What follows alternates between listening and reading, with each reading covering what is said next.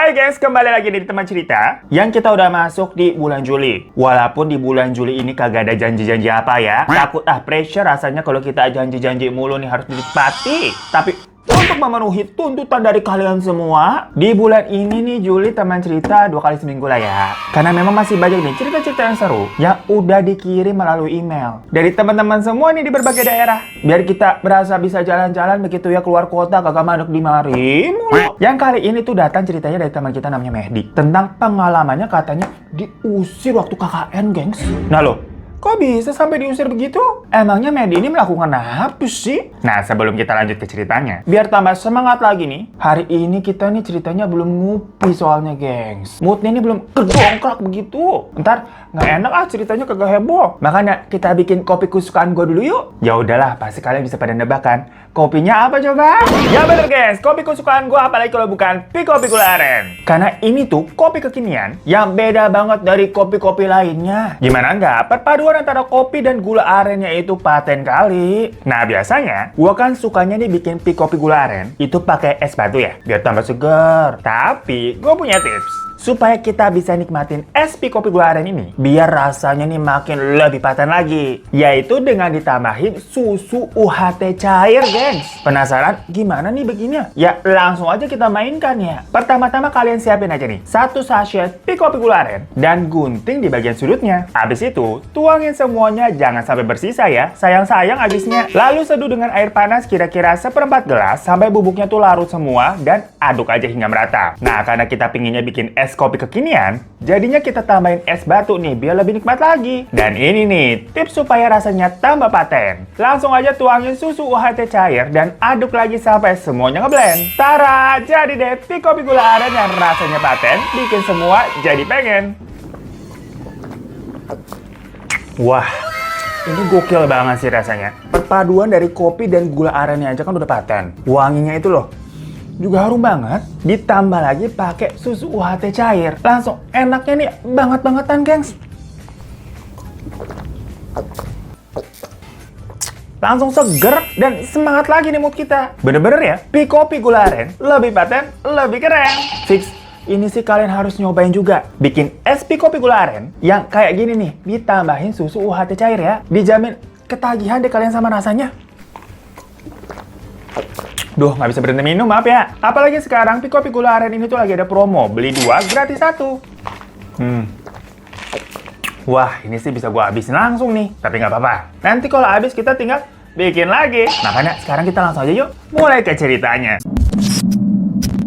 Jadi Mehdi ini tuh melakukan KKN sewaktu di tahun 2001. Dimana berarti ini kejadiannya udah lama ya, gengs. Sudah 22 tahun yang lalu. Mungkin buat teman-teman yang kelahiran 2000 masih pada oe-oe kali ya waktu itu ya. Nah tapi biar ceritanya ini makin relate, kita izin ya manggilnya pakai nama aja Mehdi gitu. Mohon maaf ya Pak Mehdi ya. Nuhun pisan atuh. Dimana KKN yang dilakukannya ini itu ada di sebuah desa di Jawa Barat. Karena Mehdi ini kuliahnya memang di daerah kota Bandung, gengs. Dan yang ikut ke dalam KKN-nya itu ada 20 orang. Dimana dari 20 orang dibagi 2 kelompok 10-10. Nah, sebelum dilaksanakannya di hari H tuh, perwakilan dari masing-masing kelompok itu memang diminta untuk survei dulu ke lokasi. Minta izin juga kepada ketua RT atau ketua adat di sana, dan sekalian ngecek juga ke lokasinya nih apa-apa aja yang butuh dibenahi. Karena kan yang seperti kita udah ketahui juga ya, namanya KKN itu kan semacam bentuk bantuan ke masyarakat supaya bisa memajukan daerahnya dan mengatasi permasalahan-permasalahan yang ada di daerah tersebut. Ya, tapi seperti halnya yang namanya juga kayak kerja kelompok begitu. Ya namanya kerja kelompok kan ada aja tuh yang pada suka gabut-gabutan ya, malas-malesan. Jadilah nih banyak orang yang obat survei dan semacam mau terima jadi aja. Padahal surveinya ini harus di ACC dulu nih, diserahin sama ke dosen sebelum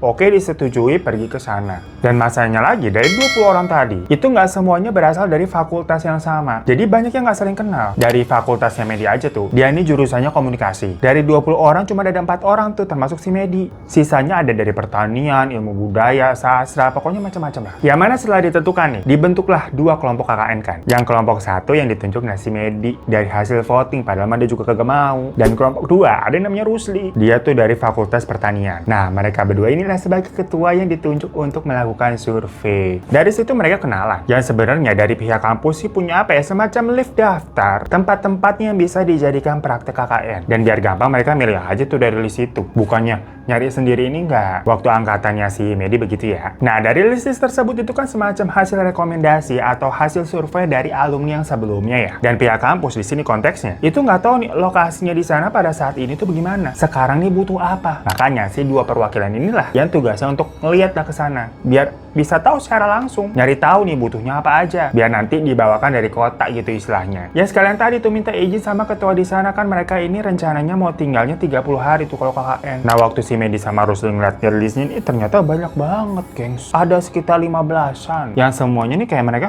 ini di mana ya? Ini di mana ya? Nggak tahu gitu. Disuruh milih satu tempat doang lah bingung. Ya idealnya sih ya, kalau emang niat nih, niat. Mereka harusnya datengin minimal ke 3 tempat. Ngecek nih satu-satu, kayaknya tempat mana yang paling membutuhkan bantuan. Cuman kan basic dasarnya si Medi juga malas juga ya. Dia aja jadi ketua kepaksa, karena tadi tuh emang di voting. Jadi ya udah dia mikirnya, cap-cip-cup mana aja lah nih, yang penting kelar. Ngapain lah repot banget survei ke 3 tempat, udah pilih satu aja lah. Dan sepertinya si Rusli ini juga sefrekuensi tuh sama si Medi. Malasan juga dia. Akhirnya mereka milih lokasi yang kira-kira ini paling deket nih, dan bisa dijamah pakai mobil. Karena di tiap list itu ada catatannya juga gengs. Kayak bisa masuk mobil, atau hanya bisa masuk motor. Sampai ada juga yang kayak akses jalan nggak ada, butuh perbaikan besar gitu. Yang gitu-gitu tuh dihindari banget sama si Medi. Jadinya mereka berdua langsung milih nih ada catatannya bisa masuk mobil. Karena kan berarti jalan ini lumayan gede ya, nggak ke pelosok banget gitu. Nah singkat cerita mereka kesana lah. Dari kampus tuh sekitar 2,5 jam boncengan. Naik motor tuh berdua tuh. Yang ternyata iya sih jalanannya masuk mobil. Cuma bebatuan gitu, banyak kerikil tajamnya. Sama gujak-gujuk itu banyak bolongan. Mereka berdua yang naik motor aja sampai pelan-pelan banget gitu kan. Macam lagi kayak ujian SIM. Hindarin batu-batu sama bolongan gitu, ngangeng.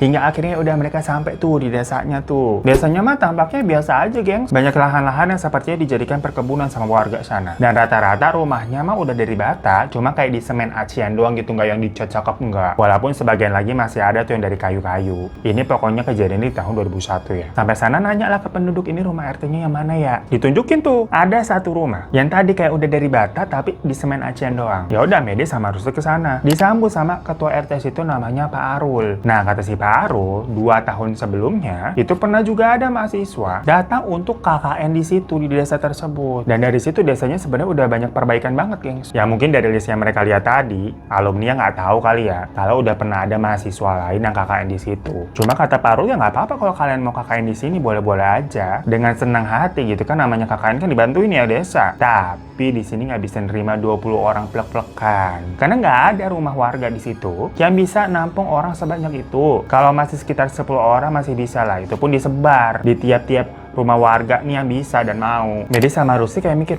gimana ya? Mereka nanya kalau di sekitar sini kira-kira ada desa tetangga yang sekiranya bisa dijadiin KKN juga nggak Pak? Si Pasrul bilang ya desa lain jauh-jauh katanya gitu. Ya merasa kayak udah nanggung ya ke situ ya. Akhirnya mereka memutuskan yaudah Pak kita ambil aja 10 orang nggak apa-apa. Masalah nanti kelompok siapa yang mau di desa itu diomongin nanti lah pas pulang. Yang penting ini desanya ditekin dulu nih. Soalnya desanya mah terlihat enak. Maksudnya kayak apa ya? Ijo, tenang gitu kan. Penduduknya ramah-ramah. Daripada harus nyari-nyari lagi kan. Misalkan nyari ke tempat lain, ntar desa yang sebelah juga kagak bisa 20. Kan gambling. Jadi ya udahlah dibagi aja, toh kelompok mereka kan emang 10-10. Ya udah dari situ mereka pamit pulang. Paru bilang dia nanti akan ngomong ke warga dan tempatnya akan disiapkan. Mereka pergi deh tuh. Nah pas di jalan nih, masih di sekitaran desa. Di jalan yang tadi banyak batu sama bolong-bolongnya, ada kayak kakek-kakek, bapak-bapak gitu loh udah tua. Kebingungan gitu kayak ngutak-ngatik motornya. Kasian gitu kan ngeliat bapak tua sendirian. Si Medi sama Rusli berhenti dong. Nanya kenapa Ki motornya? Si bapak bilang nggak tahu nih mau gue kenapa. Nah si Rusli nih kebetulan agak ngerti mesin dikit lah. Soalnya walaupun dia dari fakultas pertanian, dia nih hobi motor, dia anak motor. Ya udah coba dia otak-atik tuh sambil mereka ngobrol. Nah dikira Medi sama si Rusli, ini kakek kan berasal dari desa tadi. Sekalian kenalan lah, biar image kan kayak abis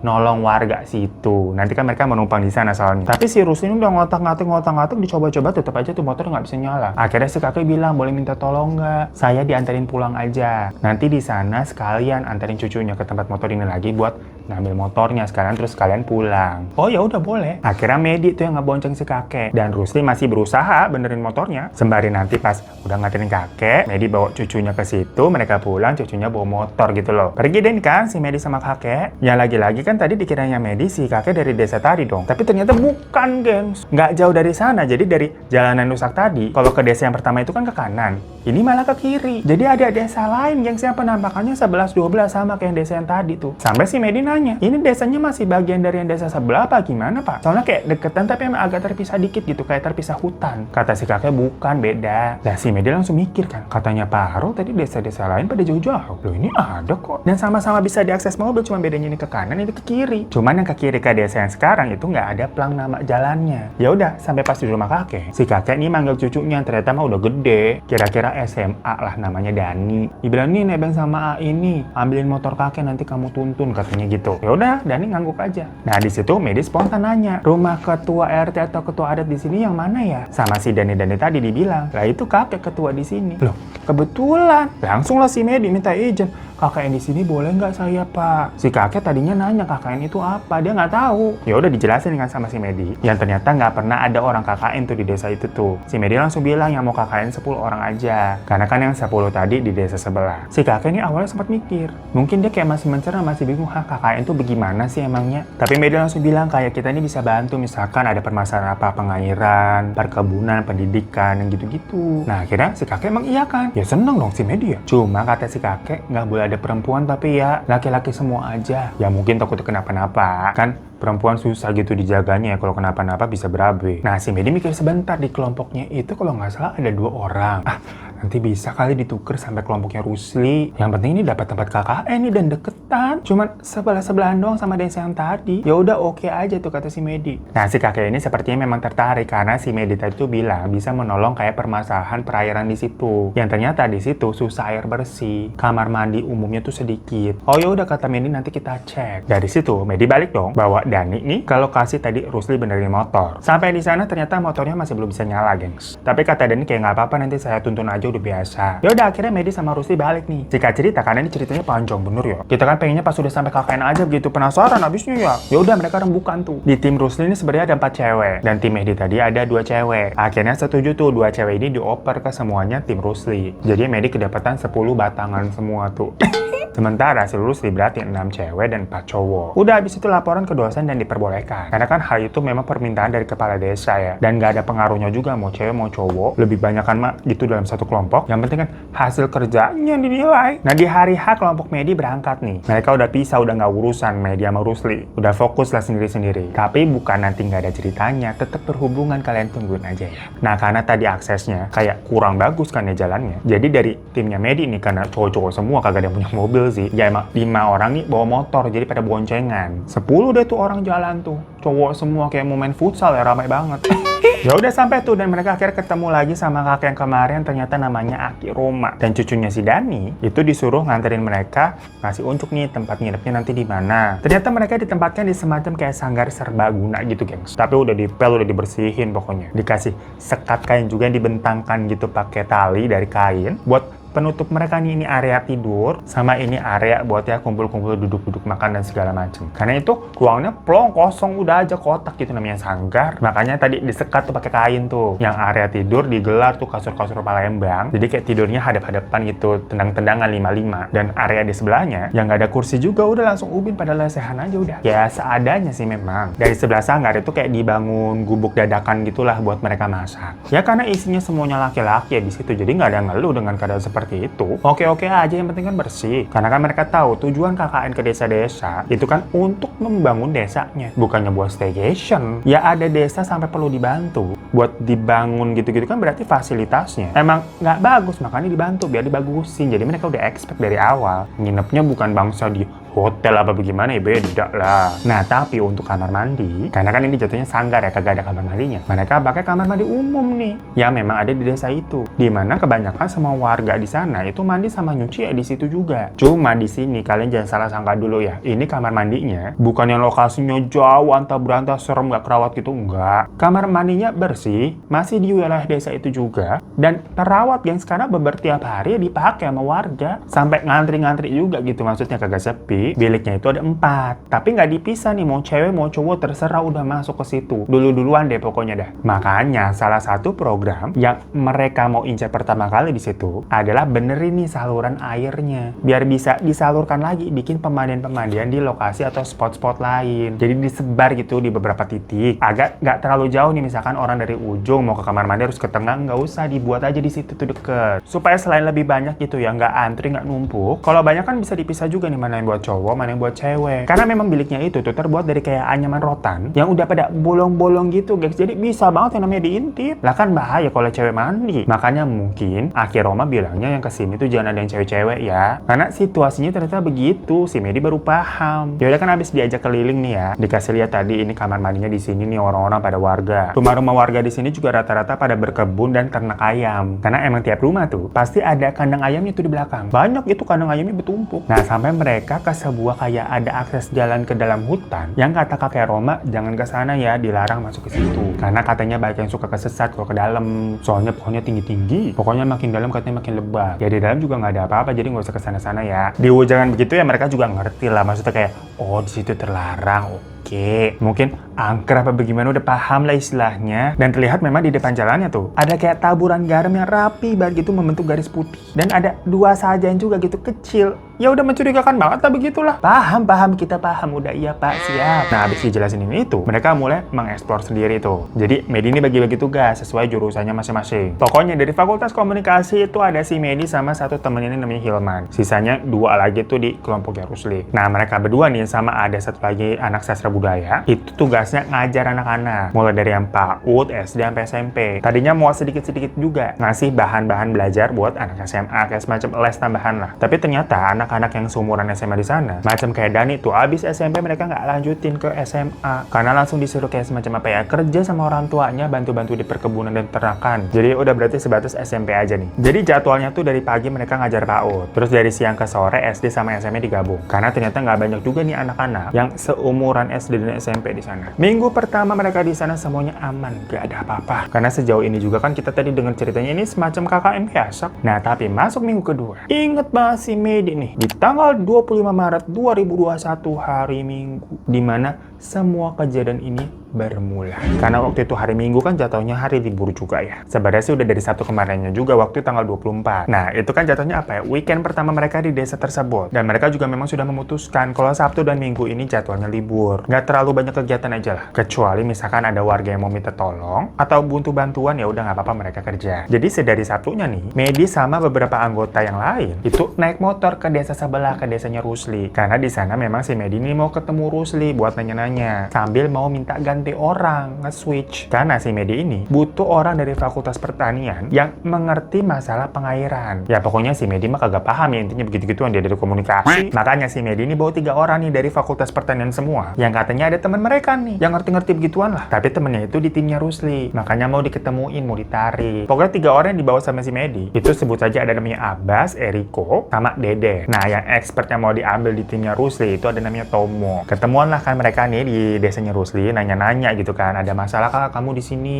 Soalnya di tempatku ini lagi ada masalah air nih, kita butuh orang yang ngerti. Katanya si Tomo nih bisa, boleh nggak nih diganti nih timnya? Karena kebetulan di desanya si Rusli perairannya mau udah oke. Kamar mandi tersebar di mana-mana, bekas KKN yang katanya ada tuh 2 tahun lalu di situ. Hasilnya kelihatan emang. Ya udah kata Rusli ambil aja Tomo deh, tuker lah sama siapa aja mau. Di situ kan berarti ada Abbas, Eriko sama si Deden. Semuanya nih 3-tiganya anak pertanian. Akhirnya kayak gambreng deh itulah istilahnya, siapa nih yang keluar yang menang? Deden ternyata. Jadi lah si Deden tukeran sama si Tomo. Udah kan ya, tapi pas mau balik yang namanya Abbas tuh bilang, gue nyusul ya, masih mau main di sini dulu katanya gitu. Nanti Tomo gue aja yang bawa. Ya mungkin si Abbas masih mau main sama teman-teman kenalannya dia di desanya Rusli. Ya udah jadinya Medi sama Eriko nih balik nih. Si Deden juga ikut balik kan, dia belum packing. Biar nanti si Deden balik, packing, balik tuh ke desanya Rusli, ngasih motornya ke Abbas sama Tomo buat balik lagi ke sini gitu kan, cakep. Nah singkat cerita, si Medi juga nggak ngeh dan mantau terus mereka lah ya. Pokoknya hari itu nih masih Sabtu ya, menjelang maghrib, pas setelah Deden udah packing-packing dan pergi, nggak lama Abbas sama Tomo pun datang memang. Karena jarak dari desa sebelah itu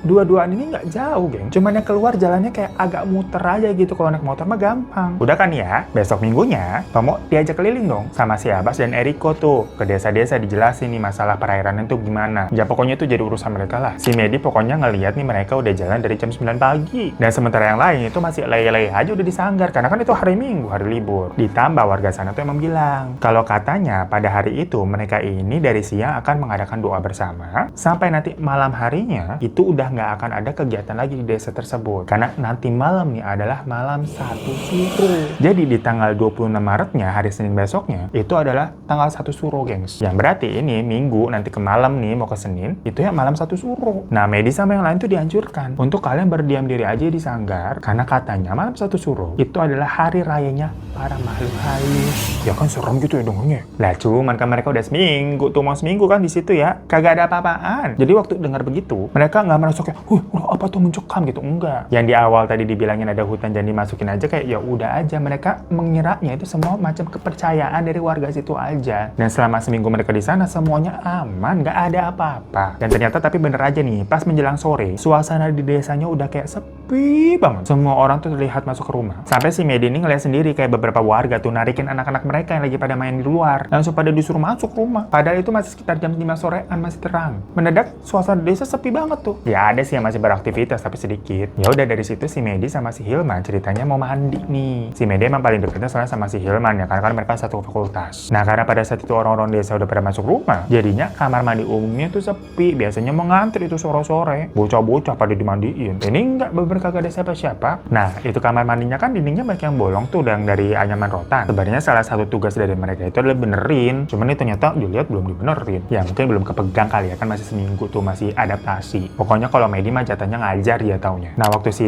Medi mandi nih sambil ngeliatin bolongan-bolongannya, kayak mikir nih, pada belum dibenerin banyak banget yang bolong nih. Kalau kemarin-kemarin ada cewek yang kesini bisa diintipin emang. Nah pas ngeliat ke salah satu lubang, dia ngeliat tau kayak ada mata gitu ngintip, geng. Sampai si Medi kaget kayak, "Saha eta?" Teriak gitu kan si Medi nanya. Tapi yang jawab malah si Hilman dari bilik sebelah gitu, kunaon met. Cuma masalah si Hilman ini ada di bilik kanan, dan yang tadi ngintip itu di bilik kiri, jadi si Medi di tengah. Nah masalah kedua, si matanya itu ngintipnya kagak berhenti gitu, tetap di situ aja, nggak bergerak, nggak ngedip apa nggak kemana-mana, udah gini aja gitu. Jadi dari waktu si Medi tadi kaget kayak, "Saha eta teh?" Kalau orang ngintip kan harusnya kayak langsung pergi gitu kan, karena tahu kepergok. Ini enggak, udah tetap diem aja di situ. Sampai akhirnya sama si Medi disiram itu pakai gayung, disiram ke sekatan bolong itu, pas diguyur biur gitu, baru hilang tuh matanya tuh. Medi buru-buru pakai handuk, terus keluar gitu kan ngecek. Dan ternyata kosong di bilik sebelah gitu, celana itu kayak nggak ada orang lari gitu, apa udah pada pergi jauh kemana, kabur kemana kali tadi orangnya tuh ya. Si Hilman juga akhirnya keluar tuh, mungkin dengar si Medi gerasa gerusuk. Ditanya ada apa, Medi bilang tadi ada yang ngintip. Si Hilman dengar begitu kayak, kirain ada apa? Ya udah sih, berasa kenapa gitu diintip doang, kan kamu bukan awewe, bukan perempuan nih, bikin kaget aja. Terus si Hilman masuk lagi nih. Ya tapi kan si Medi risih ya, kayak merasa diintipin, ngapain sih? Mana kayak nggak pergi-pergi tuh matanya sebelum diguyur. Akhirnya dia buru-buru nih ngelarin mandinya dan keluar duluan. Si Hilman masih di dalam nih. Tahu-tahu dari dalam si Hilman teriak, "Ulah gitu met, kayak jangan begitu Met." Nah si Medi kan bingung, jangan begitu gimana, orang gua nggak ngapa-ngapain di luar nungguin dia doang. Teriaklah si Medi, "Naon?" gitu. Terus terdengar kayak ada suara air diguyur ke tembok ya tadi dari dalam biliknya si Hilman. Habis itu si Hilman keluar masih pakai handuk gitu, basah-basahan. Tapi pas keluar dia kaget ngeliat si Medi kayak lagi bingung gitu ngelipetin baju kan di depan. Bengong juga si Medi kayak, "Kunaon? Kamu tadi ngintip-ngintip?" tanya si Hilman. "Ngintip apa? Orang dari tadi saya di sini nungguin kamu. Mandinya cepetan atuh. Tadi yang ngintip kamu bukan?" Si Hilman masih kayak tegas tuh nanyanya itu. "Udah jangan bercanda ngapain saya ngintipin kamu? Mas saya masih normal. Sumpah bukan kamu." Si Hilman kayak nggak percaya dan mukanya kayak kelihatan bingung juga. "Iya sumpah, udah cepetan lah mandinya." Si Hilman langsung masuk lagi dan langsung biur nggak sampai 30 detik udah keluar lagi tuh dia. Bilang kayak, "Gacang, maksudnya cepet yuk balik yuk." Di jalan si Hilman tuh bilang kalau tadi dia ngeliat ada ngintip. Yang pas diceritainnya kayak sama persis kejadiannya kayak tadi tuh si Medi. Cuma masalahnya waktu Medi dikiranya kan itu yang ngintip warga sana gitu kan, atau orang lah. Karena pas ngecek keluar bilik di sebelah nggak ada siapa-siapa. Ya mungkin orangnya udah kabur tuh pas disiram. Nah tapi kalau waktu kejadian di Hilman, jelas-jelas di bilik sebelahnya itu kan bekas tadi si Medi. Nah si Medinya juga masih di depan biliknya kok ngelipetin baju. Dia nggak ngeliat ada orang masuk situ. Jadi itu tadi mata yang ngintip siapa. Mereka lumayan ketakutan tuh. Karena itu udah mau maghrib nih, suasananya udah gelap. Mendadak juga situasi desanya kan sepi ya. Udah pada masuk ke rumah. Dan dilihat tahu-tahu di setiap depan rumah pintu warga itu ditaruh kayak sajen sama garam segaris ditabur kayak yang di hutan. Mereka kan kayak Loh, kenapa tahu-tahu kayak begini? Tadi pas mereka pergi ke kamar mandi, itu belum ada begitu-gitu tuh situasinya kan, pada abis narik-narikin anak-anak pada masuk ke dalam kan. Tahu-tahu pas mereka udah selesai mandi mau pulang, ngeliat di depan tiap warga itu ada begituannya. Ya buru-buru langsung mereka nih ke sanggar. Sampai sanggar ternyata ada Dani yang lagi naburin garam tuh di depan pintu, rapi gitu, pelan-pelan, bukan ditaburin asal digini ya, enggak, gitu loh. Pantesan semua garam yang tadi dilihat, yang di depan pintu rumah-rumah warga, itu bentukannya emang rapi semua. Dan ini bilang kalau ini memang kepercayaan penduduk sini, buat jaga-jaga aja biar nggak ada makhluk yang masuk ke dalam rumah. Karena tadi kan katanya tiap malam satu suro, itu adalah hari rayanya para makhluk halus. Jadi para makhluk halus pada keluar tuh katanya. Jadi sebaiknya kita nih manusia di dalam rumah aja, jangan kemana-mana, semalam doang kok. Soalnya semacam kayak pamali lah. Pokoknya garam sama sajen itu diibaratkan untuk menangkal makhluk-makhluk tadi tuh biar nggak masuk rumah. Ya Medi nggak masalah ya. Toh dia kan juga statusnya numpang di situ, jadi ya udah diain aja. Toh juga semalam habis udah nabur garam dan naruh sajen, si Den ini pulang pergi. Ya udah Medi sama yang lainnya tuh di dalam tuh sambil kayak mikir, ngapain enaknya nih masih 6:30, kayak krik-krik banget ya di situ nggak ada apa-apaan. Zaman itu mah belum ada sosial media kayak sekarang, kayak nge-scroll tahu-tahu udah jam berapa aja. Jadi ya udah ada yang bikin laporan, ada yang ngobrol-ngobrol aja, sama ada yang masak juga tuh. Di sebelah kan ada gubuk dadakan. Pas lagi ngobrol-ngobrol si Medi nih ngeliat nih, kok kayaknya si Abbas dari tadi belum kelihatan nih. Apa ikutan masak di dapur kali mungkin? Ya udah aja tuh. Sampai tahu-tahu orang-orang yang lagi masak di dapur itu kayak teriak dan lari masuk ke dalam sanggar. Pokoknya ada 3 orang tuh, ternyata Eriko, Tomo, sama ada 1 orang lagi. Sama Medi ditanyakan kenapa? Mereka bertiga bilang ngelihat katanya ada putih-putih terbang. Cepet banget dan 3-tiganya lihat. Tapi sama orang-orang yang di dalam sanggar dibilang kayak salah lihat kali, asap atau apa. Cuman tadi kan masalahnya 3-tiganya lihat nih, bukan kayak 1 orang doang. Sampai itu masakan ditinggalin, lagi masak sup mereka. Ya masaknya kayak masih pakai kayu bakar gitu guys di tungku. Ya semua orang langsung pada ngeliat ke jendela dong. Penasaran. Itu sanggarnya modelannya kaca semua gengs. Dan kagak ada gordennya, jadi plong langsung keluar. Sebenarnya sih di awal-awal horor. Cuma kan lagi-lagi mereka udah seminggu tuh di situ. Ramean pula 10 orang batangan semua. Jadi lama-lama ya biasa dan berani. Nah tapi tahu-tahu malam itu suasananya beda banget nih. Kalau misalkan 3 orang tadi di dapur ngelihat ada sesuatu yang terbang itu putih-putih, harusnya sih orang-orang di dalam sanggar bisa lihat juga karena kan tadi langsung kaca-kaca semua. Nah waktu lagi panik begitu, si 3 orang ini kan udah balik nih masuk ke sanggar. Medi baru ngeh kayak, loh kok ternyata tetap nggak ada si Abbas nih. Kirain si Abbas ikut masak ke dapur kan soalnya. Tapi ternyata itu cuma Eriko, Tomo, sama ada 1 orang lagi nih, bukan si Abbas. Nah si Eriko bilang tadi siang abis mereka keliling-keliling tuh sama si Tomo, sekitar dari jam 9 sampai jam 12-an, si Abbas dari situ tuh pisah. Karena katanya lagi ada perlu lah. Nah dari situ, Eriko sama si Tomo juga belum lihat Abbas lagi. Ya dikiranya lagi main kemana aja kali udah. Kan pada saat itu pun masih sekitar jam 7-an. Belum malam-malam banget lah, bagi mereka masih oke. Dan waktu itu sih udah ada HP sih, tapi si Abbas ini emang nggak megang HP. Jadi nggak tahu nih cara nanya dan hubunginnya gimana. Ya udah mereka masih diem aja gitu kan di sanggar. Sampai tahu-tahu kecium nih bau gosong. Baru inget lah, masakannya iya ditinggal. Akhirnya ramean ada tuh keluar. Takutnya kan kebakaran gitu ya, ditinggal masakan. Dan yang keluar itu Eriko, Tomo, sama si Medi. Nah walaupun dapurnya persis sebelahan nih, tapi kalau dari arah sanggar ini nggak bisa ngelihat ke arah dapur karena ya kehalang tembok. Nah pas habis mereka keluar dan ke arah dapur, di dapur itu ada sosok cewek, rambutnya panjang banget sampai nyeret ke bawah lantai tuh ke tanah, tapi kakinya nyeker dan kotor. Dimana cewek itu ngangkat panci terus kayak ngokop sup yang lagi Eriko buat, gengs. Nah pas begitu awalnya mereka kan diem ya. Si Medi dalam hati nanya, ini siapa cewek? Karena mukanya masih ketutupan panci nih. Tapi pas ngeliat air supnya tuh jatuh-jatuhan sampai guyur pakainya si cewek, yang kelihatan banget itu supnya mendidih woi, sampai berasap kayak ada bumbu gosong. Lah itu mah pasti bukan orang. Si Tom mau lari duluan tuh balik, diikuti sama si Medi dan Eriko juga langsung balik. Panik mereka nutup pintu. Yang lain pada nanya dong kayak, abis ngeliat apa sih? Jangan keluar, jangan ada yang keluar, kata si Medi. Tapi di satu sisi sebenarnya si Medi ini mikir lagi, kayaknya tadi apinya belum mati deh, gimana nih? Tapi pas lagi mikir begitu, tahu-tahu dari jendela nih, kayak ada gesek pakai kuku kayak itu kan jendelanya panjang ya, jendela-jendela semua tuh. Jadi suaranya tuh ngilu banget dari ujung ke ujung, dari arah dapur sampai ke depan pintu. Gitu kan. Sampai katanya juga pada getar. Lah di situ semua orang pada ketakutan langsung. Ini walaupun cowok-cowok semua pada langsung ciut. Jadi cici cuit.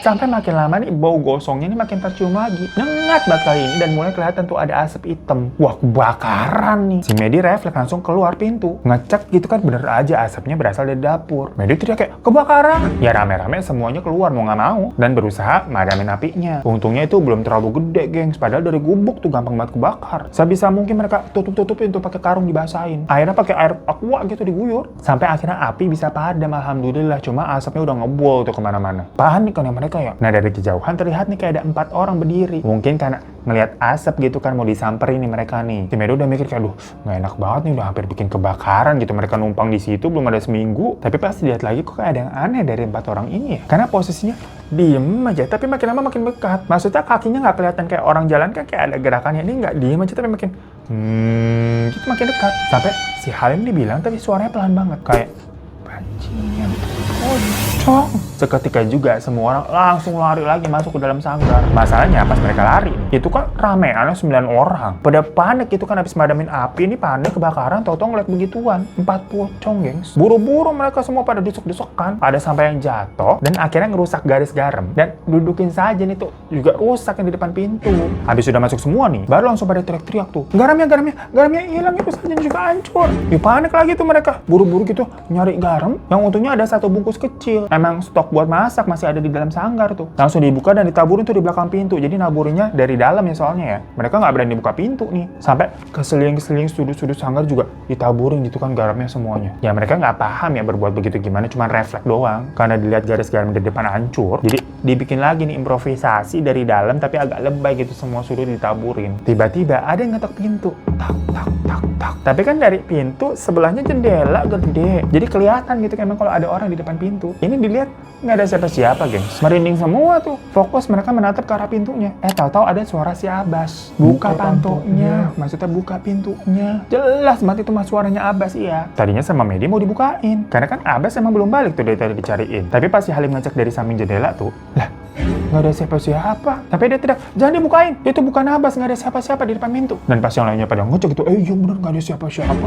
Udah tuh habis itu hening, nggak ada suara-suara lagi. Wah semuanya langsung pada was-was dong. Memantau gitu kan ke segala arah, terutama ke bagian kaca-kaca. Ya mereka nih bingung nih, mau keluar nggak berani, mau minta tolong ke warga tapi ya nggak berani. Ditambah juga langsung teringat omongan Dani yang katanya untuk diem aja udah di dalam rumah selama malam 1 suro. Maksudnya ini tuh ya mau ada yang kebelet pipis langsung udah nggak usah ke kamar mandi deh, pakai botol aja, untung batangan semuanya. Tapi di situ yang lain juga akhirnya mempertanyakan nih Abbas kemana? Kenapa tadi ada suaranya si Abbas? Cuma ya itu, mereka minta tolong keluar juga kagak berani. Boro-boro nyariin Abbas. Sampai-sampai saking sepinya ya di desa tersebut ya, hening sehening-heningnya malam itu. Suara-suara tangisan bayi itu terdengar saut-sautan. Jadi suara bayinya sampai kedengeran saking heningnya. Kayak banyak banget yang nangis di malam itu, gengs, bayi-bayi. Lagi pada ketakutan gitu ya, mau tidur juga nggak bisa. Kagak ada kordennya kelihatan itu semua jendela. Beberapa orang jadinya mantengin gitu kan, was-was kalau ada apa-apa gitu kelihatan. Dan sempat sepi tuh, udah nggak ada apa-apa tuh. Tahu-tahu ada nenek-nenek nih jalan. Ya pada heboh kayak, ada nenek. Langsung pada ngeliat semua gitu kan ke jendela nemplok. Ya mungkin ngeliat kayak ada pala orang gitu banyak di jendela ya pada ngeliat. Nyentrik banget habisnya pada kepo. Si nenek itu malah deket nyamperin ke sanggar. Sambil ngomong gitu di luar jendela. Cucu saya belum pulang dari tadi, saya cariin belum ketemu. Punten batosan abdi nak, kata si nenek tuh, tolong bantu nak maksudnya. Mereka ini langsung pada ciut, masalahnya ini nenek-nenek orang tuh bukan. Tapi dilihat kakinya napak ya, ini nenek kali bener ya. Ya cuma karena pada ketakutan langsung pada lempar-lemparan kayak, lu aja udah keluar, lu aja. Akhirnya Medi lah yang jadi ketua tuh, ya disuruh, lu kan ketuanya, lu yang keluar. Kata si Medi di situ dia jadi ketua, berasa lebih kayak dijadiin tumbal gitu. Sial banget. Ya udah si Medi ini buka pintu nih dengan gemeteran sebenarnya nemuin nenek itu. Setelah ngobrol beberapa saat, si Medi akhirnya yakin kalau nenek ini ya manusia. Soalnya nenek itu sampai nangis, gengs, katanya cucunya baru 8 tahun belum balik-balik. Tadi dia ketiduran sore-sore. Bangun-bangun udah malam gitu ngeliat cucunya nggak ada di rumah. Dan si nenek juga lupa naruh garam sama saja di depan pintu. Ya Medi ngeliat nenek-nenek nangis begitu kagak tega dong. Awalnya Medi bilang udah nanya ke tetangga-tetangga sebelah, mungkin cucunya di sana kali. Kata si nenek, warga-warga sana nggak ada yang bukain pintu. Perkara ini malam 1 suro, pada takut semua. Nenek itu sampai bilang, saya manusia, saya nggak punya niat jahat. Karena mungkin ngeliat tahu ya si Medi ketakutan dari tadi. Saya cuma mau nyari cucu saya aja, katanya gitu. Medi bingung ya harus gimana. Akhirnya dia bilang, ya udah yuk Nek, kita ke rumah Aki Roma aja. Sekalian si Medi juga mau ngelapor, si Abbas belum balik kan. Medi minta tolong tuh, yuk temenin gue nih, siapa yang mau nih nganterin nenek ke rumah Aki Roma. Sekalian kita laporin ya Abbas kemana nih, belum ketemu, belum hilang, belum balik. Tapi nggak ada yang mau, gengs. Cuman akhirnya si Eriko nih yang mau nih. Soalnya dia memang dekat sama Abbas jatuhnya, jadi udahlah. Akhirnya Medi, Eriko sama si nenek pergi deh tuh ke rumah Aki Roma. Sementara yang lain pada ngeliatin aja gitu dari kaca sanggar. Kagak ada kesetiakawanannya tuh orang-orang. Nah selama di perjalanan, Medi merasa kayak ada yang ngawasin mereka. Tapi Medi sih nggak ngeliat apa-apa sih. Walaupun ya jantungnya dok-dik-duksor ya. Akhirnya mereka sampailah di rumahnya si Aki Roma. Ngetok pintu kan tuh. Dan yang bukain si Dani. Bukanya juga kayak ngintip dikit dulu, tapi pas dilihat itu si Medi, akhirnya yaudah dibukain pintu. Dan langsung disuruh masuk ke dalam. Di dalam si Aki Roma terlihat lagi berdoa. Jadi mereka ngomongnya nih awalnya sama Dani dulu nih. Si nenek bilang cucunya dia belum pulang, takut ada kenapa-napa. Ya abis itu Medi nambahin lagi dengan bilang satu anggota mereka namanya Abbas nih belum balik juga. Dani di situ Mukanya langsung kayak agak tegang. Terakhir emang di mana kok bisa belum balik nih jam segini? Eriko jawab dong, tadi kita pergi sama-sama sampai jam 12 tapi dia pisah nggak tahu kemana sampai sekarang belum balik. Dan kalau cucunya nenek tadi emang dari siang tuh main seperti biasa. Tapi pas sorenya si neneknya kan ketiduran. Bangun-bangun udah malam, dia lihat cucunya belum pulang. Nah pas lagi ngomong begitu ada yang ngetok pintu ke Aki Roma yang lagi berdoa nih. Itu aja sampai langsung berhenti dan ngelihat ke arah pintu. Dan dia langsung pergi dan ngintip lagi. Ternyata itu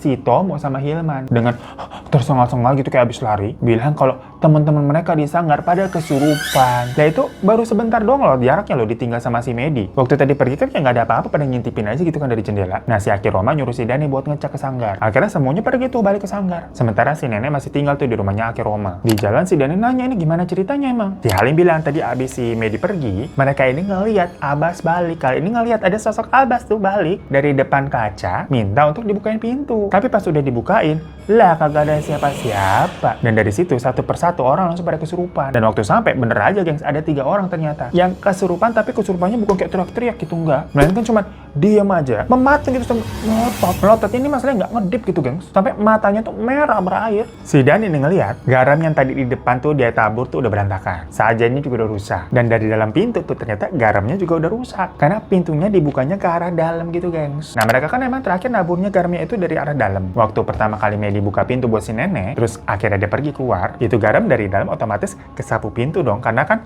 pintunya kebukanya ke dalam. Sebenarnya udah sempat dibenerin nih sama yang lain, tapi tadi waktu ada sosok Abbas minta dibukain pintu, lagi-lagi garamnya kesapu dong. Nah di situ 3 orang langsung kesurupan. Dia aja udah melotot gitu kaku, tangannya kayak mengepal gitu keras, dan air matanya terus mengalir. Dan dia kayak sempat baca-baca doa tapi nggak ngaruh apa-apa. Mukanya juga kayak sama panik dan ketakutannya kayak si Medi, si Dani. Dia bilang ke Medi untuk panggil Aki Roma pakai motor aja biar cepet. Terus si Dani kayak nyapu-nyapu garamnya gitu kan pakai tangan, abis itu dikasih ini ke Eriko, ke Tomo sama ke si Medi. Ya udah bertigaan mereka nih naik motor nih, pakai 2 motor. Si Eriko bonceng Tomo dan si Medi sendirian karena kan mau jemput buat boncengin si Aki Roma. Jalan tuh mereka tuh. Nah waktu di jalan si Medi ngerasa kayak tengkuk ininya nih, apa sih, tengkuk lehernya kayak panas banget itu gengs. Terus di kupingnya nih kayak ada yang nyiupin sesuatu. Soalnya angin kan sebenarnya harusnya dari depan gitu kan nerjangnya. Ini dari belakang gitu seng gitu. Sampai hampir oleng si Medi, tapi tetap ya udah ngebut aja tuh. Hingga akhirnya sampai ke rumahnya Aki Roma. Terus dijelasin kan akhirnya Aki Roma ikut mereka. Sementara si nenek tetap disuruh di rumah. Tutup pintu tuh, kunci-kunci. Nah waktu udah sampai sanggar, 3 orang tadi tuh masih dalam posisi yang sama. Duduk melotot gitu kan matanya, badan juga kayak keras. Keluar ti dia, tong ganggu kami, kata si Aki Roma tuh. Salah satu orang kesurupan ngomong begini nih. Budak ngoroi bajingan. Naon salah aranjeuna? Babaturarana nyieun dosa di tempat urang. Teu hormat tidak poe badak urang. Tapi di situ si Aki Roma langsung ngelemparin garam tuh. Sama kayak ada sebotol air kecil yang dicipratin ke mereka bertiga dan langsung pada teriak hebat. Tadi kan diem doang nih, toto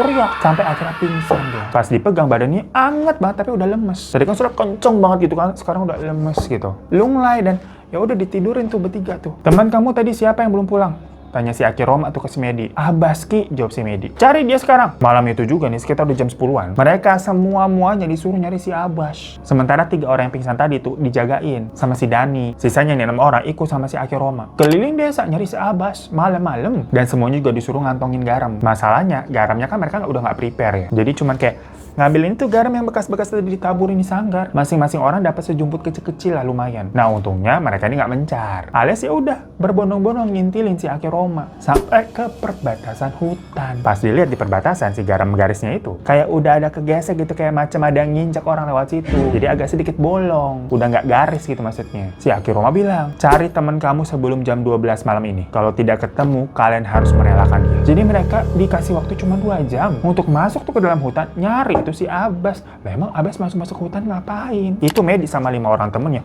pada ketakutan pegangan semua, nggak berani, takut lepas hilang. Di sepanjang hutan itu tuh gelap, mereka nggak bawa senter, nggak bawa penerangan sama sekali gengs. Mata nih terbatas banget kan pandangan. Tau ada apa tuh? Pohon lah goyang-goyang, padahal nggak ada angin. Terus kayak ada putih-putih nih di atas pohon, tapi nggak ada yang berani lihat, semuanya nunduk aja jalannya. Sambil udah ngikutin aja pokoknya Aki Roma nih ngeliat kakinya di depan. Hingga mereka melihat sebuah pemandangan yang bener-bener bikin shock. Jadi jalan di akses hutan itu ternyata seperti memang apa ya, jalan yang udah dibuat sampai mereka nih mengarah ke sebuah pohon beringin besar dengan banyak akar-akar tuh yang menjuntai. Dan di sekitar pohon itu tuh kayak ada pagarnya dari kayu gitu gengs. Jadi sekelilingnya tuh dipagerin dan nggak ada apa ya macam pintu masuknya gitu. Jadi pagarnya dibuat mati yang nggak ada yang bisa akses dibukanya. Nah di bawah pohon itu ada kayak sesuatu yang apa itu kayak bertumpuk gitu, macam kayak orang tiduran tapi ketumpuk. Nah, selain emang gelap ya pandangan terbatas, posisi dari batas pagar ke area di bawah pohon beringin itu kan lumayan ada jarak, jadi kayak sama-sama itu apaan sih? Ngaraken, kata si Aki Roma. Dia langsung lepas alas kaki, terus ngolosin garam gitu di telapak kakinya. Habis itu dia menyuruh semuanya melakukan hal yang sama. Mereka manjat tuh pagar kayunya. Ya nggak tinggi sih, emang kayak cuman pembatas aja. Habis manjat langsung pada deket tuh. Yang ternyata dilihat itu seperti tubuh wanita yang kayak terlungkup gitu, geng, apa sih, tengkurap gitu menghadap ke bawah. Yang mana di bawahnya ada tubuh laki-laki. Dan mereka berdua nih debet-debetan, kagak pakai busana. Dikira kan, astagfirullahaladzim, itu mayat apa bagaimana? Dan pas dilihat lagi ke mukanya, ya Allah, itu Abbas sama wanitanya itu adalah wanita di grupnya Rusli, namanya Tika, gengs, pokoknya. Yang mana si Tika ini tuh termasuk 2 orang yang awalnya di grupnya si Medi, tapi kan 2 wanita langsung dioper semuanya ke grupnya Rusli kan. Mereka berdua dilihat gancet, ternyata, gengs, tau gancet lagi. Nempel lagi itu kayak lagi berhubungan di bawah pohon. Tapi masalahnya ini mereka posisinya juga pingsan, kayak soalnya merem. Pas mau diangkat, nempel, gengs, jadi badan yang nempel nih. Dari situ udah pada nggak mikirin itu. Pokoknya gimana caranya, yang penting 2 orang ini bisa diangkut nih. Kondisinya si Tika sama si Abbas itu nggak bangun-bangun tuh, ditepokin, udah diapain juga nggak bangun-bangun. Sama si Aki Roma didoain. Terus sisa air yang tadi buat 3 orang di sanggar dicipratin juga itu ke mereka berdua. Dari posisi berdua yang kaku, badannya nempel gitu satu sama lain, perlahan jadi lemes dan bisa dipisahkan, tapi posisinya masih pingsan. Ini konteksnya bener-bener nggak pakai apa-apa, berdua nih ya. Tomonya pada saat itu pakai jaket, itu langsung ngelepasin jaketnya dan nutupin nih tubuhnya Tika. Singkat cerita, digotong lah nih mereka nih berdua dengan susah payah tuh sama 6 orang ke sanggar. Abis itu ditidurin bareng 3 orang yang tadi tuh belum bangun-bangun juga. Jadi ini ada 5 orang yang pingsan nih. Si Aki Roma akhirnya juga narok saja di depan pintu dan benerin garamnya. Terus ya udah diam aja semuanya di dalam sanggar. Sampai pagi harinya waktu subuh, baru nih semua orang nih 5-5-nya pingsan pada bangun secara bersamaan. Si Abbas sama Tika kaget banget kan kondisi mereka. Apalagi si Tika yang tau-tau cuma pakai jaket Tomo doang. Yang langsung disidang di situ. Ternyata, gengs, hutan itu memang sebetulnya menghubungkan 2 desa. Desanya si Rusli sama desanya Medi. Dan pohon beringin yang ada di tengah itu dipercaya sebagai gerbang kerajaan Lelembut. Yang dulunya di hutan itu, si pohon beringinnya disembah sama masyarakat desanya si Medi. Pada nyembah ke pohon itu. Makanya desanya si Rusli yang desa sebelah itu menutup aksesnya biar dari desanya si Medi nggak bisa masuk ke desanya Rusli. Karena dianggap orang-orang dari desanya Medi ini kayak apa ya, sesat dan membawa petaka. Tapi seiring berjalannya waktu, akhirnya kan ajaran agama juga masuk nih. Banyak akhirnya udah tobat. Dan nggak ada lagi sampai yang melakukan ritual menyembah pohon. Makanya dari desanya si Medi pun ditutup juga aksesnya tuh ke dalam hutan. Ditaburin garam supaya lembut dalam hutan itu nggak bisa masuk ke dalam desanya. Jadi dikunci lah. Cuma dari cikal bakal itu, desanya Rusli ini emang udah nggak pernah lagi berurusan dan menganggap orang-orang dari desanya si Medi. Udah putus hubungan lah istilahnya. Karena dianggap membawa sial ataupun apa, walaupun udah berlalu-lalu, udah bertahun-tahun berlalu ya nih. Dan tiap malam satu suro, ya memang kepercayaan aja kalau itu adalah malam yang sakral di mana makhluk-makhluk berkeliaran. Alanya si Abbas sama si Tika nih, waktu hari Sabtu tuh kemarin, Tika kan ada di desanya Rusli tuh. Mereka ini berdua emang pacaran, nyari tempat sepi. Masuklah tuh ke hutan, lewat desanya Rusli. Lah ternyata tau-tau kok bisa tembus sampai ke desanya Medi. Tanpa harus repot-repot muter pakai jalur motor gitu. Lebih deket langsung jalan kaki nyampe. Cuma waktu Sabtunya itu, si Abbas kan udah ditungguin ya, soalnya harus ngantar si Tomo tuh pakai motor. Makanya pas minggunya mereka janjian lagi nih berdua, si Abbas sama si Tika. Ketemuan tuh di tengah-tengah di pohon beringin. Nah, pas si Abbas masuk, mungkin dia nggak sengaja nginjek itu garam, gesek begitu. Ya udah dia masuk, begituan di bawah pohon sampai nggak sadarkan diri. Karena abis itu mereka ngakunya beber nggak inget apa-apa lagi, gengs. Ya, dari versi mereka begitu ya. Nggak tahu sebenarnya mereka nggak mau cerita atau gimana. Padahal kan itu mereka begitunya siang-siang tuh masuk ke dalam hutan jam 1-an. Abis udah selesai nganterin Tomo muter-muter kan sampai jam 12. Terus pingsan, nggak inget apa-apa, bangun-bangun subuhnya lagi besoknya tuh. Nah, makhluk-makhluk di sana ini marah. Yang akhirnya datang tuh masuk ke desanya Medi. Karena kan garis garamnya udah keputus, udah nggak ada pagarnya. Untungnya tapi ini pada selamat sih. Cuma Tika nih malunya sebagai wanita yang nggak kebayang. Dilihat 6 cowok termasuk Aki Roma, dan hal ini tentunya langsung kesebar ke seluruh warga. Mereka langsung diusir, dianggap lancang dan membahayakan warga sana juga. Tika yang aslinya padahal dari grupnya Rusli di desa sebelah itu jadi ikut-ikutan. Maksudnya Rusli sama timnya tuh sama diminta untuk pulang angkat kaki dari desa itu. Udah pada pulang gagal KKN. Oh ya, sementara si cucunya nenek nih yang dicariin tuh dari malam dikirain kenapa-napa. Ternyata ya emang bener main aja di rumah tetangganya. Yang ternyata si cucunya ini ada adegan ketiduran lah di kamar temennya. Terus tahu-tahu udah malam malam nih mau pulang dari orang tua temennya bilang udah nggak usah. Udah malam nih, malam satu suro, jangan keluar-keluar. Alhasil nginep deh di rumah temennya itu. Soalnya si orang tua temennya nggak mau nganterin ya. Si anak ini kan masih kecil, kasihan. Kalau sendirian keluar gitu takut, jadi udah nginep aja. Tapi nggak ngerti juga mereka cara ngabarin si nenek gimana. Ya khawatir lah neneknya nyariin, ayah ya wae. Cuma ya itu, ternyata cucunya nggak kenapa-napa nih intinya. Nah sementara di kampus nih, 20 orang ini semua kena semprot sama dosen. Abah sama Tika langsung di DO nggak pakai babi bu. Dan sisanya otomatis gagal untuk wisuda pada tahun itu. Jadi harus ngulang lagi di tahun berikutnya. Karena kesalahan dari 2 orang ini dari masing-masing kelompok. Berbagai pepatah, nilai setitik rusak susu sebelanga. So guys, satu cerita Medi yang diusir dari KKN-nya, yang tapi ternyata kalau kata Medi dan ceritanya dari Rusli, gak cuma di desanya Medi aja nih yang parno sama malam satu suro. Karena di desanya Rusli pun juga sama. Jadi sedari sore, semua langsung pada masuk ke rumah, dan gak ada yang berani keluar-keluar lagi. Makanya waktu malam itu, Rusli sama yang lain juga sempat nyariin Tika. Cuma di desa mereka gak ada kejadian apa-apa gengs. Karena mungkin akses hutan dari desa mereka, itu garis garamnya sama sajanya juga masih utuh, gak ada yang rusak. Beda sama dari desanya si Medi. Makanya Rusli juga gak kepikiran sampai si Tika bisa-bisanya masuk ke hutan, gak ada tanda-tandanya soalnya. Baru pas pagi harinya dikabarin kalau Tika ada di desa sebelah. Dan pas ditanya alasannya, udah langsung diusir. Ya untung masih diusir dari desa ya, bukan diusir dari dunia gitu, maksudnya dibawa ke alam sana. Gue nggak paham deh sama cerita-cerita begini. Ya iya mungkin kayak sebulan begitu ya, kangen pacaran. Tapi kan ini jatuhnya baru apa? Baru seminggu lah udah kegatelan banget. Nyari tempat sepinya nggak ada yang lebih normal apa? Lah di hutan di bawah pohon beringin yang juga itu sakral, bukan sakral si angker. Jelas-jelas dipagerin begitu, mikirnya apa ya? Emang bener manusia kalau ada larangan lah malah dilanggar. Udahlah dibilangin jangan masuk hutan ya. Diterobos juga pakai segala injek garam. Pohon juga udah dipagerin, dipanjat. Ya udah terserah dah. Menurut gua mah ini nggak happy ending. Harusnya tuh si Abah sama si Tika nempel aja udah terus tuh di pohon. Gatel-gatel deh tuh. Kesel abisnya. Ya terakhir pokoknya katanya 2 desa ini tuh udah nggak nerima KKN. Dan lumayan menutup akses untuk orang-orang luar yang memang dirasa tidak berkepentingan untuk masuk ke situ. Ya wajar aja ya daripada ganggu. Malah jatuhnya ngerugiin para warganya. Lah boro-boro bantuin gitu kan bikin KKN. Yang ada ini judulnya malah ngerepotin. Ya tapi thank you ya ceritanya ya Medi ya. Pak Medi. Dan terima kasih juga buat kalian yang udah nonton. Kalau kalian mau kirim-kirim cerita, biasa langsung email ke di bawah ini aja. Sampai jumpa lagi di teman cerita selanjutnya. Assalamualaikum.